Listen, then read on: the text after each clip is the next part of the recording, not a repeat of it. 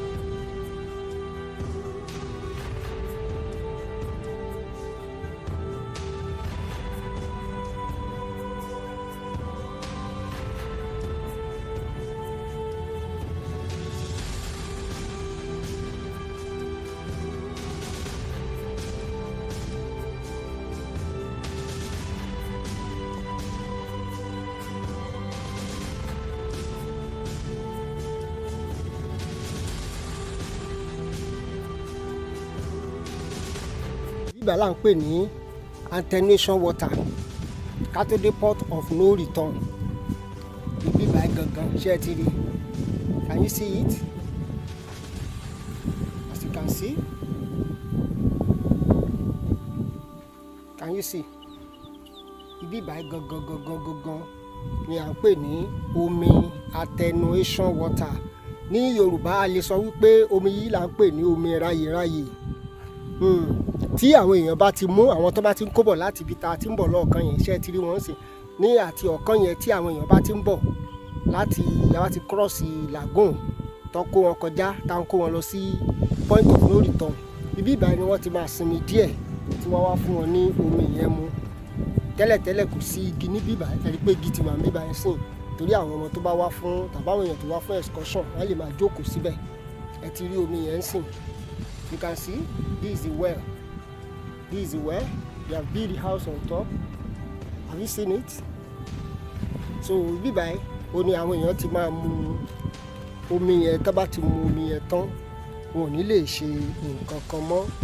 So bí báyìí gangan ni à ń pè ní the port, the attenuation water. Tí àwọn èèyàn bá ti mú omi yẹn ó máa ra wọ́n ní iye ni, ó máa ra wọ́n níyè pé òun ò lè ṣe nǹkan kan mọ́ títí wọ́n á fi kó wọn lọ sí ibi tí à ń lọ lọ́ọ̀kan yẹn títí lónìí yẹn. Ẹ ti rí gbogbo àyíká bí àyíká yẹn ṣe rí òun lẹ̀ ń wò yìí. Gbogbo àyíká àti agbègbè bíbà bó ṣe rí òun lẹ̀ ń wò lọ́wọ́lọ́wọ́ yìí. Ẹ ti rí bó ṣe rí nsìn. Ẹ ti rí gbogbo àyíká àti agbègbè ibi tá a wà lọ́wọ́lọ́wọ́ òun náà lẹ̀ ń wò yẹn. Òun lẹ̀ ń wò lọ́wọ́lọ́wọ́ tá à ń fi hàn yín yẹn. Ibi ìbáyìí ni òun náà ni a ṣe máa ń sọ fún ẹ̀yin èèyàn wa wípé a ò lè máa bá lọ báyìí torí àwọn tí wọ́n kó lẹ́rú nígbà náà ojú wọn rí mọ̀ bó o. Torí tẹ́ ẹ bá tọ̀ láti ìsàlẹ̀ lọ́hùn tá a ti ń bọ̀ yẹn ọ̀nà tẹ́ ẹ̀ ń wò lọ́ọ̀kan yìí ó ní agbára o, ó ní agbára gidigidi gan ni, ó ní agbára. Ṣùgbọ́n mo fẹ́ ká dé ibi tí wọ́n máa ń kó àwọn èèyàn lọ láti ibẹ̀ lọ sí Brazil, lọ sí Cuba, lọ sí France, lọ sí America. Ọ̀nà ibẹ̀ là ń lọ báyìí. Ó yá ní báyìí ẹ ti rí ọ̀nà bíbá náà là ń padà sí. Ibẹ̀ la ti máa lọ wò ó. Attenuation water tí mo fi hàn yín ilé ẹ̀ nìyẹn. Ìyẹn lomi tó ń pè ní omi ráyèráyè. Omi yìí táwọn èèyàn bá ti mú iye wọn máa ra ni, kò sí nǹkan kan tí ẹnìyẹn lè ṣe mọ́ àti ibẹ̀ náà ti máa kó wọn lọ. Ó ní signboard kan tó wà níbí báyìí, bóyá àwọn kan ló fi bínú fọ́ ni o, bóyá owó ni o, àmọ́ òun ló wà níbí báyìí. Signboard yẹn ló ti wó tán yẹn. So torí ọ̀pọ̀lọpọ̀ ìgbà tẹ́lòmíì bá wá sí ibí báyìí inú máa ń bí wọn ni pé nǹkan tán fi ojú àwọn bàbá ńlá àwọn rí. Ẹnìkan tẹ̀ ń béèrè wípé ṣáwọn lè mú ń bẹ̀, mo dẹ̀ lémi ò lè dáhùn sí o, torí pé tó o bá ti mú tí iye tìwọ́ náà tó bá ti ra, a jẹ́ wípé ìwọ náà ó ti débi tí wàá máa gbé nìyẹn o. Ṣé ẹ ti rí dáadáa ń sìn fún àǹfààní àwa káàtì ìdébí báyìí rí? Òun ni ẹ̀ ń wò lọ́wọ́lọ́wọ́ yìí, ìgbéwì aláǹpè ní attenuation water. Ẹ jẹ́ ká lọ síwájú lọ́hùn-ún ká lọ rí ilé yẹn gangan tó máa ń kó àwọn èèyàn sí tó bá fẹ́ kó wọn lọ sí àwọn country lágbàáyé bíi Brazil, Cuba, France. Òun náà là ń lọ lọ́ọ̀kan tẹ̀ ń wò, ilé yẹn lẹ̀ ń wò lọ́ọ̀kan yẹn. Òun ni mo fẹ́ kẹ́ ẹ máa wò lọ́ọ̀kan yẹn.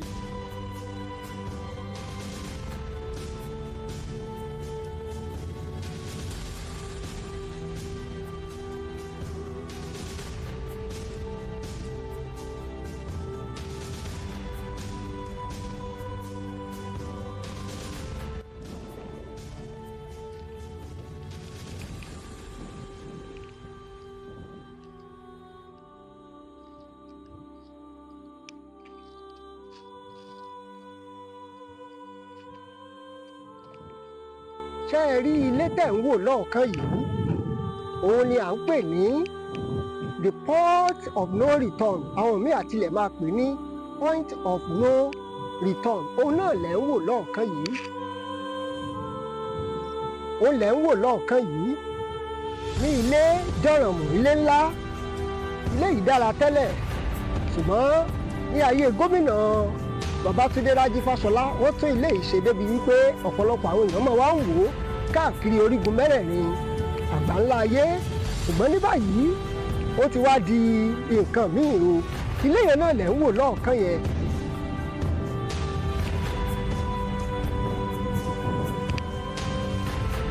Ilé yìí òun ni àwọn òyìnbó wọ́n máa ń jókòó sí nígbà tí wọ́n bá wá kó àwọn bàbá ńlá wa tán wá kó wọn lẹ́rú lọ sí orílẹ̀-èdè Cuba, France, Amẹ́ríkà, Brazil àti àwọn orílẹ̀-èdè mìíràn tán ti kó àwọn bàbá ńlá tán ti kó wọn lẹ́rú. Ẹ wo bí ilé náà ti rí. Lẹ́yìn ìgbà tá a ti kúrò níbi tí wọ́n ti ń fún wọn lóbebo tán, èyí náà ẹ wo ilé yẹn lẹ̀ ń wò lọ́ọ̀kan yẹn. Ẹ ti rí ilé yẹn gangan lẹ̀ ń wò lọ́ọ̀kan yẹn o. O lẹ̀ ń wò lọ́ọ̀kan. A ó débẹ̀, ẹ̀yin náà ó rí bí ilé náà ṣe rí.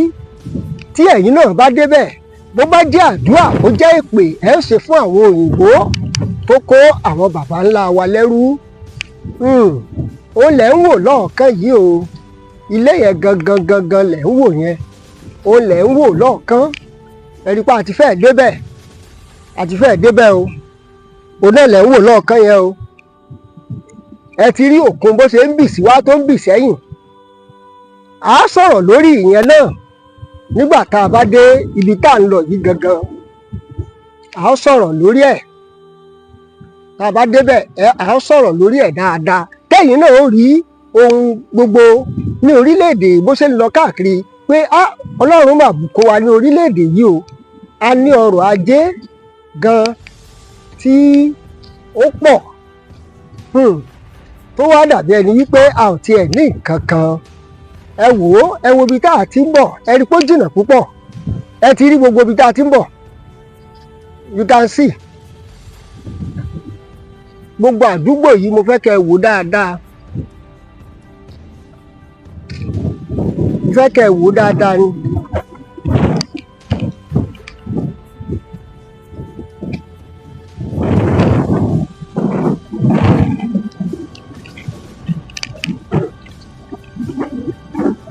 Ibi báyìí là ń pè ní the port of no return.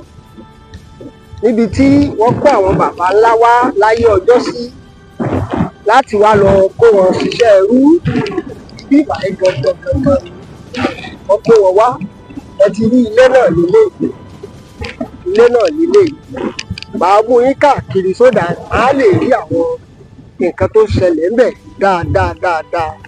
mo fẹ́ kẹ́ ẹ rí i ni gbogbo bíbà ni wọ́n tún ṣe dáadáa láyé gómìnà Fárájí Babátúndé Rájí Fáṣọlá ṣùgbọ́n ṣe mọ̀ wípé oríṣiríṣi ni àwọn tó ń ṣèjọba ẹlòmíà dé wá ní kò kan àwọn ẹ ti rí òǹlélẹ̀ tẹlòmíì bá dé àwọn ìjọba oríṣiríṣi tíjọba míì bá dé á ní kò kan òun náà lẹ̀ ń wò káàkiri yìí òun lẹ̀ ń wò káàkiri yìí o òun lẹ̀ ń wò lọ́wọ́lọ́wọ́ káàkiri ẹ̀rí pé ó ti di oríṣiríṣi ẹ wo gbogbo ẹ̀ bó ṣe lọ gbogbo àdúgbò lẹ̀ ń wò yẹn o òkun lẹ̀ ń gbọ́ tó ń bì sí wá tó ń bì sẹ́yìn òkun o lẹ̀ ń gbọ́ tó ń bì sí wá tó ń bì sẹ́yìn yìí lọ́wọ́lọ́wọ́ ilé náà pè ní the port of no return bó o bá ti débí o ò lè kọjá mọ́ bó o bá ti débí o ti rí òkun bó ṣe ń bì sí wá tó ń bì sẹ́yìn tó ń bì sí wá tó ń bì sí ẹ̀yìn mo fẹ́ kẹ́ ẹ rí gbogbo ẹ̀ dáadáa ni ibi báyìí wọ́n pè ní the port of no return.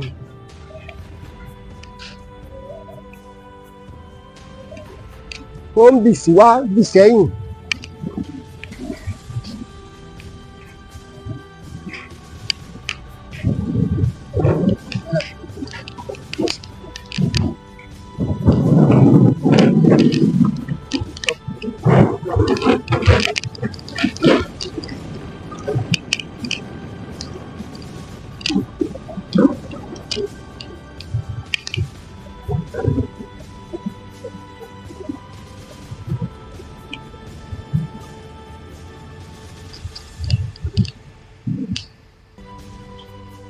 Ṣé ẹ̀ ń gbọ́ bí òkun bó ṣe ń bì sọ́tún tó ń bì sósì ẹ ti rí òkun tó ń bì sí wá tó ń bì sẹ́yìn.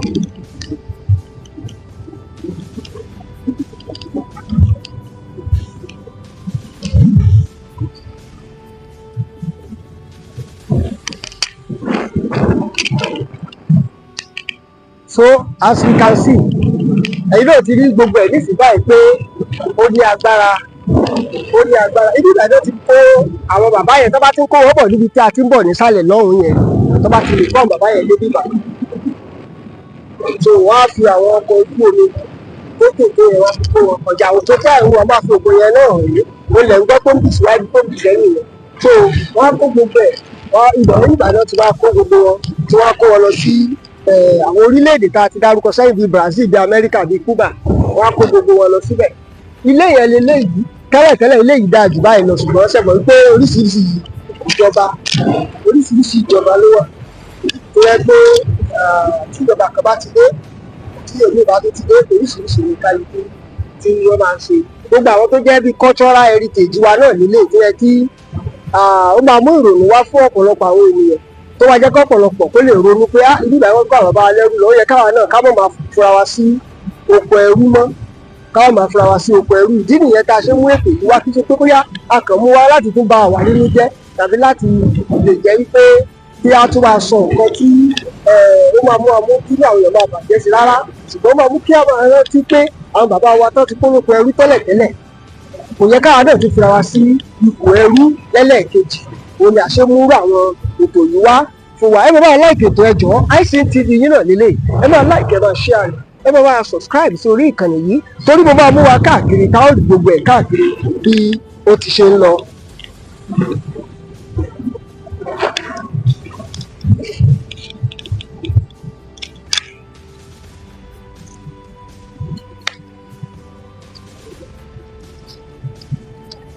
òun náà lẹ́ ń wò káàkiri oko yẹn tí mò ń sọ leléyìí.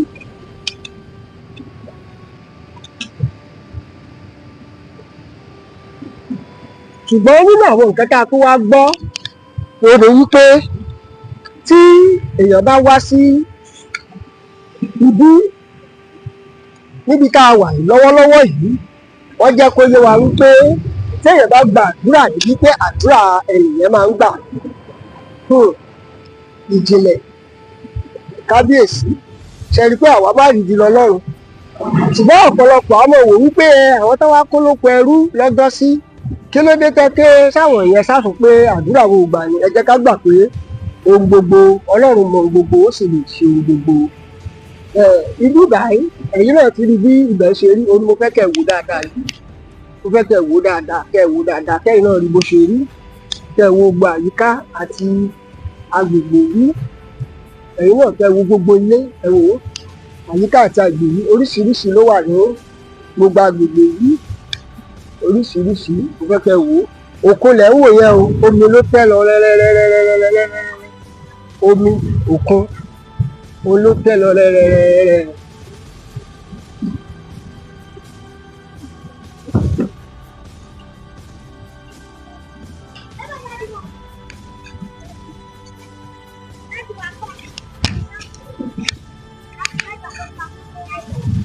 Omi òun ló tẹ́ lọ rẹ́rẹ́rẹ́rẹ́. Sẹ́yìn náà ti rí gbogbo àyíká òun lẹ̀ ń wò yẹn, gbogbo àyíká bíbá òun lẹ̀ ń wò yẹn, mo fẹ́ kẹ́ wò ó dáadáa, òun náà ni mo ṣe ń pé kẹ́ wò ó gbogbo àyíká dáadáa. This is port of no return in Badagry. Ẹ̀yin náà ti rí gbogbo àyíká yẹn dáadáa.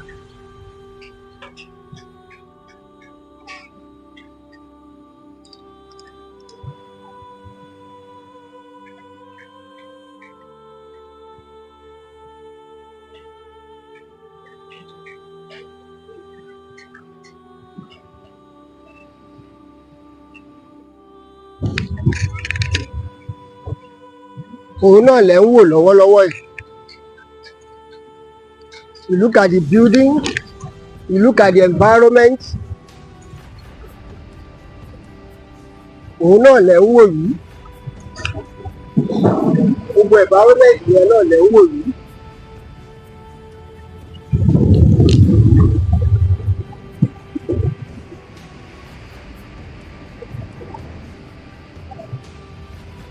Òun náà lẹ̀ ń wò lọ́wọ́lọ́wọ́ yẹn.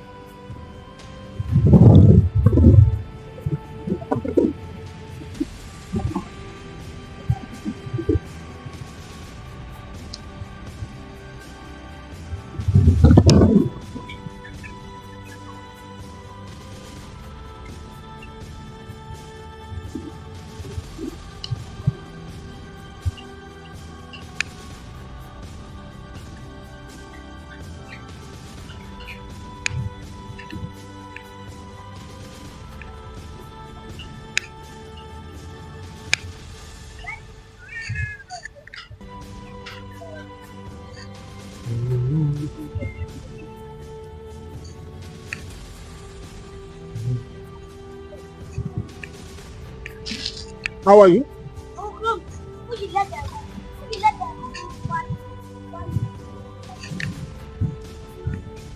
Òun náà lẹ̀ ń wò yìí fún gbogbo ẹ̀yin tẹ́ ń gbọ́ wa káàkiri orígun mẹ́rẹ̀ẹ̀rin àgbáńlá ayé. Òun lẹ̀ ń wò yìí o, ibi tó máa ń kó àwọn bàbá wa wá ní ìgbà yẹn lọ́hùn-ún tí wọ́n wá kó wọn lẹ́rú. Òun lẹ̀ ń wò káàkiri tí mo fi ń hàn wá yìí. Òun náà lẹ̀ ń wò lọ́wọ́lọ́wọ́ fún àǹfààní àwa tí a kò rí mọ bó ti ń lọ tẹ́lẹ̀tẹ́lẹ̀. So òun ni mo fi hàn wá lọ́wọ́lọ́wọ́ yìí kí àwa náà kó lè rí bí gbogbo àwọn èèyàn máa ń wá síbí báyìí dáadáa. Wọ́n máa ń wá lóríṣiríṣi tó jẹ́ pé ọ̀pọ̀lọpọ̀ máa wá wò pé báwo ni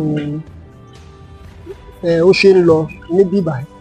So ọ̀pọ̀lọpọ̀ àwọn èèyàn ló máa ń wá síbẹ̀. So ìdí nìyẹn tó jẹ́ pé tí oríṣiríṣi nǹkan báyìí bá ń ṣẹlẹ̀, a máa ń sọ fún ọ̀pọ̀lọpọ̀ àwọn èèyàn wípé kí àwọn èèyàn kán máa jẹ́ ká máa rò ó dáadáa kí ọ̀pọ̀lọpọ̀ wa tó máa gbé àwọn ìgbésẹ̀ tí a máa ń gbé, ọ̀pọ̀lọpọ̀ wa ká tó máa gbé àwọn ìgbésẹ̀ yẹn. So ìdí nìyẹn tá a ṣe máa ń sọ fún wa wípé ẹ má tún jẹ́ ká fira wa sí oko ẹrú lẹ́lẹ́ẹ̀kejì, torí wípé eléyìí tí àwọn bàbá ńlá wa ti lọ tí wọ́n kóra wọn sí, kò yẹ kí àwa ọmọ náà kí a tún kóra wa síbẹ̀. So mo fẹ́ kẹ́ jọ̀ọ́ kẹ́ máa bá wa like ètò, kẹ́ máa bá wa share, kẹ́ máa bá wa subscribe káàkiri, kẹ́ máa bá wa pín ètò yìí káwọn èèyàn lè mọ̀ wípé kò yẹ ká fira wa sí oko ẹrú lẹ́lẹ́ẹ̀kejì gẹ́gẹ́ bí àwọn bàbá ńlá wa bí wọ́n ti ṣe ní ìgbà náà. Kò yẹ kí àwọn ọmọ náà ká tó wá ṣe irú ẹ̀. So ìdí nìyẹn tí a ṣe mú ètò yìí wá fún gbogbo wa kí a lè mọ̀ wípé ká má sì fira wa sí oko ẹrú ní ẹlẹ́ẹ̀kejì. This is the port of no return. This is the port of no return. We should not be putting ourselves under the slavery again. Ẹni pé àwọn èèyàn náà ń wá oríṣiríṣi àwọn ọmọ iléèwé ni wọ́n ń wá káàkiri tí àwọn náà fẹ́ mọ bó ṣe ń lọ ní àyíká àti agbègbè ibi báyìí. Tí wọ́n bá fún wa ní àyè àbí orí ọ̀fẹ́, a ó bá wọn sọ̀rọ̀ kí àwọn náà kí wọ́n lè mọ̀ ká lè gbọ́ kí ló gbé wọn wá àti kí ni àwọn nǹkan tí wọ́n ń fẹ́ ní àyíká àti agbègbè ibi báyìí. Ẹ ṣé bẹ́ẹ̀ ṣe bá wa láìkè tó tẹ́ bá wa ṣe àtẹ́ bá wa pín káàkiri orígun mẹ́rẹ̀ẹ̀rin àgbáńlá ayé. Ẹ ti rí pé àwọn oríṣiríṣi àwọn èèyàn náà ló wá sí àyíká àti agbègbè tí wọ́n wá ń wò ó bó ti rí, wọ́n wá ń wò bí ètò bí agbègbè yìí ṣe rí. Òun náà ni a ní ká máa fi hàn ní ẹyọ kọ̀ọ̀kan tí kálukú àwọn èèyàn náà tí wọ́n ń wá tí wọ́n ń wò ó. La ní kẹ́yìn ará ilé kẹ́yìn náà máa bá wa wò ó, ẹ máa bá wa láìkẹ́, ẹ máa bá wa ṣí àwọn ètò wa ní gbogbo ìgbà bá a ṣe ń ṣe yẹn, ẹ máa bá wa láìkẹ́, ẹ máa bá wa ṣí káàkiri orígun mẹ́rẹ̀ẹ̀rin àgbáńlá ayé. Òun náà lẹ́ ń wò wá tí à ń ṣe lọ́wọ́lọ́wọ́ yìí. Ẹ máa bá wa láìkẹ́, ẹ máa bá wa ṣí ẹ máa bá wa subscribe sí orí àwọn ìkànnì wa káàkiri orígun mẹ́rẹ̀ẹ̀rin àgbáńlá ayé. HiSing TV yín náà nílé yìí, ẹ máa bá wa láìkẹ́, ẹ máa bá wa ṣí ẹ máa bá wa subscribe sí orí àwọn ìkànnì yìí. Òun náà lẹ́ ń wò wá yìí.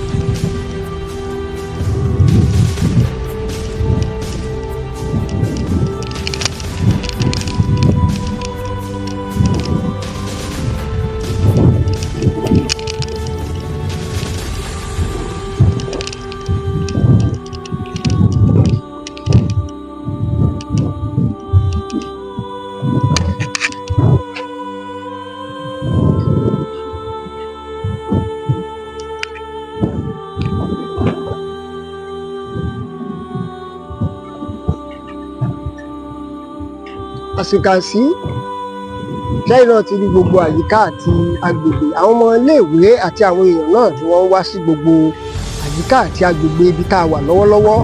Ẹ ti rí gbogbo ẹ̀ náà bó ṣe tẹ́jú lọ, òun ló tẹ́jú lọ yẹn. For those of you that are watching us that you don't hear Yoruba, this is the port of no return where they took the great black Africans to other countries like Brazil, like Cuba, like France, like USA, like Cuba and all other countries. This is where they take them, they carry them slave, they take them slavery, they put them while the white is sit down up there, while those slaves, they put them inside the cage here. The cage, this is it, as you can see it there, as you can see, the cage. So they transport them to the sea. See, this is the sea, can you see it? They transport them to this sea. So from there they move them to other countries. They move them to the other countries, as you can see.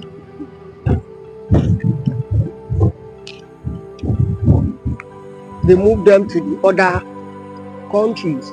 People are gathering here much because they too they are coming here to come and watch, to come and see, to come and look at the heritage where they took our forefathers, where they carry them slavery to other countries, to Cuba, to Brazil, to as many parts of the world, where they took them to, they carry them, they enslave them, they embolden them they carry them. Look at this door. From through this door, they move them. When you go there, from there you come back, and once you enter this place, you can't come back again. As you can see, can you see the environment? This is the environment. This is the environment. When you get in there, you can't come back again. You cannot. This is the environment.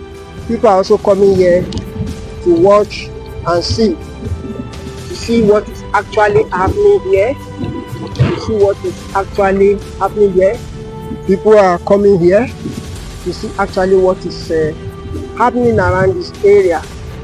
People are coming here to see what is actually happening here. Please make sure you like, share, and subscribe for more, so that we take us to more other cultural heritage in Nigeria and other parts of the world. Other cultural heritage. We have so many other cultural heritage in Nigeria. We have so many that we can take us to, that you can see, can take us to so many. Very soon we'll go to other places, we'll show you. For those of you that do not hear Yoruba, that is why we are bringing this thing to you in English, so that you can hear what we are saying. What the white has done to the black. This is it. You can see it here. This is what they have done to us. This is what they have done to our forefathers. This is what they have done to our great-grandfathers. Can you see? People are coming here also to watch and to gather here. As I told you, this place, as we are told, is also good for prayer. For those of you that are religious, he said you can come and pray and God will answer the prayer. I think I will need to do that before I leave this place. I need to do that. I need to pray also and see the beauty of the place. He said God answer prayers here. So it's good to gather here. As you can see, the youth, some youth are gathering here right now to do some things. So enjoy yourself as you are watching the video. Make sure you like, share, and subscribe for more on this channel. This is I Sing TV. Watch out for more.